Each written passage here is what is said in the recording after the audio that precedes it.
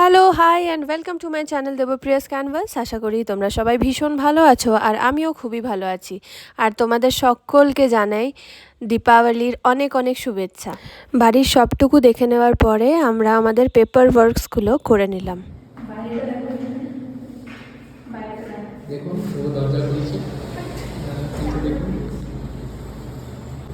ভাবো যদি এটাই আমরা 38 ফ্লোরে দেখতাম তাহলে কেমন হতো, পুরো মেঘের সাথে টাচ করতে অ্যাটাচ হয়ে যেত, মেঘকে ধরে ধরে দিতে পারতো।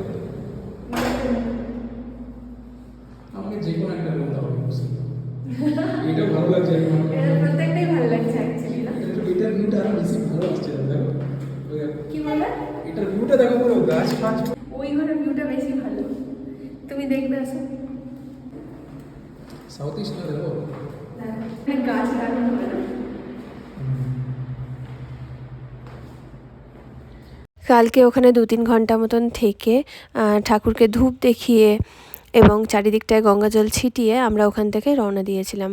রাত্রেবেলায় একেবারে খাবার দাবার খেয়ে বাড়িতে ফিরেছিলাম। তো দিনটা ভীষণই ভালো গেছিলো কালকের।